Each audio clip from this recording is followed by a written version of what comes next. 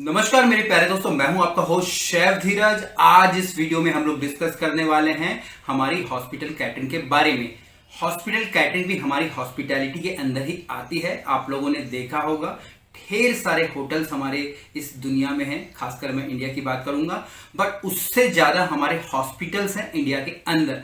और कहीं ना कहीं ये भी हमारी हॉस्पिटैलिटी का पार्ट है, क्योंकि यहाँ भी हम लोग जो पेशेंट्स हैं उनके साथ आने वाले उनके रिश्तेदार होते हैं, दोस्त होते हैं, उनको वहां पे कैटर कर रहे होते हैं। और एक पते की बात मैं आपको ये भी बता दूं, जो भी एम्प्लॉइज इसमें काम करता है, स्पेशली अगर मैं यहाँ पे जो कैटरिंग पार्ट लूं, तो उन लोगों को बहुत ही अच्छी सैलरीज पे की जाती है, इवन 5 स्टार होटल से भी ज्यादा। मैंने 2 कैटरिंग कंपनी में काम किया है जो कि हॉस्पिटल कैटरिंग के अंदर थी, और वहां पे जो मेरी सैलरीज थी बहुत ही ज्यादा थी।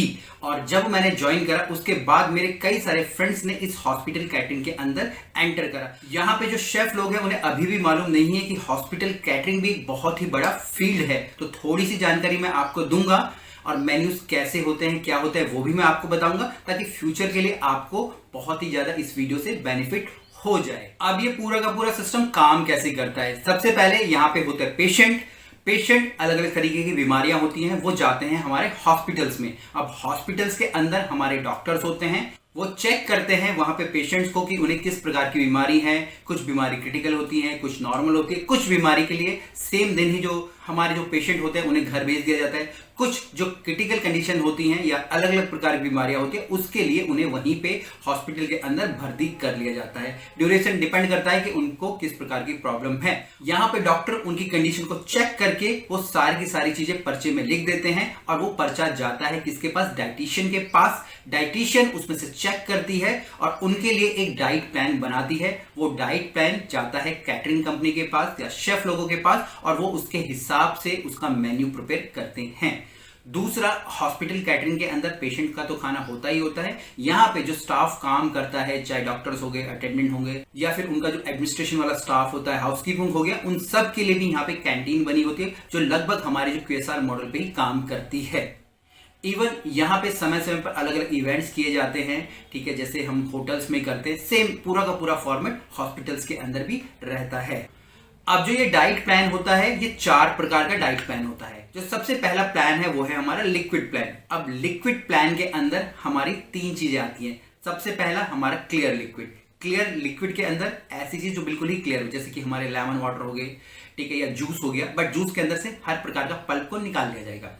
दूसरा, यहाँ पे हमारी सेमी लिक्विड डाइट होती है।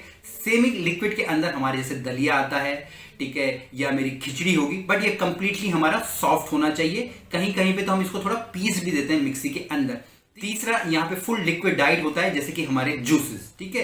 तो इस प्रकार की चीजें हमारी लिक्विड डाइट के अंदर होती है। और ये जो सेक्शन होता है कंप्लीटली कोल्ड होता है, और अधिकतर जो हॉस्पिटल्स होते हैं वहां पर डाइटिशियन के पास ही ये डिपार्टमेंट पूरा होता है। इसका किचन से किसी प्रकार का कोई मतलब नहीं होता है। इसके बाद जो दूसरा डाइट प्लान होता है वो हमारा सॉफ्ट डाइट होता है। अब सॉफ्ट डाइट के अंदर, जैसे कि आपको नाम से ही मालूम हो रहा है, ऐसा खाना जो कि सॉफ्ट हो। कई सारे पेशेंट्स होते हैं, ठीक है, जो चबा नहीं पाते हैं, ठीक है, कई सारे ऐसे पेशेंट होते हैं जो खा नहीं पाते हैं। तो यहाँ पे जो डाइट होती है बिल्कुल ही सॉफ्ट होती है, जैसे लिक्विड डाइट होगी।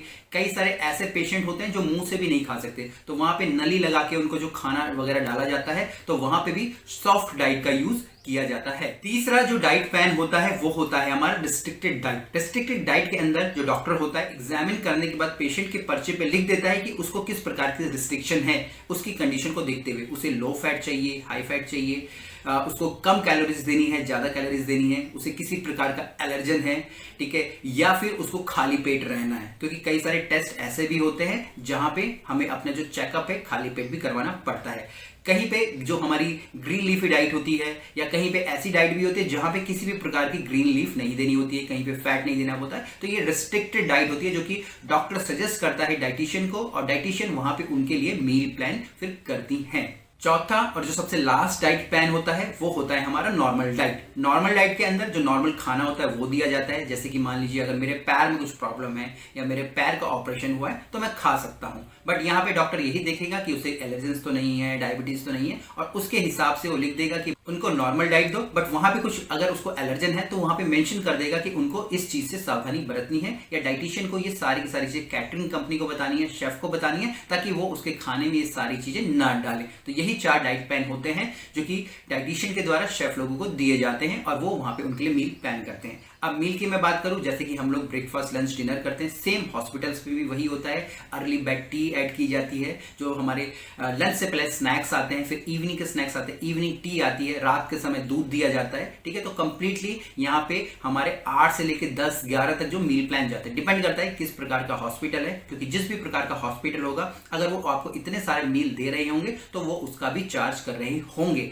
और मैंने जैसे कि आपको पहले बताया कि जो शेफ लोग होते हैं उनको जो हॉस्पिटल कैटरिंग्स के अंदर भी आना चाहिए, जॉब्स करनी चाहिए, क्योंकि आप लोगों का यहाँ पे नॉलेज तो बढ़ेगा ही बढ़ेगा, डाइट्स के बारे में पता चलेगा और भी कई सारी चीजें पता चलेंगी, साथ साथ आपकी जो सैलरीज में भी यहाँ पे इंक्रीमेंट हो जाएगा। उम्मीद करता हूं आपको वीडियो अच्छी लगी होगी। किसी भी प्रकार के क्वेश्चन से, कमेंट से, या किसी भी नए टॉपिक पे आप लोग वीडियो चाहते हैं तो नीचे हमें जरूर बताइएगा। फिर मिलेंगे एक नए वीडियो में, तब तक के लिए जय हिंद।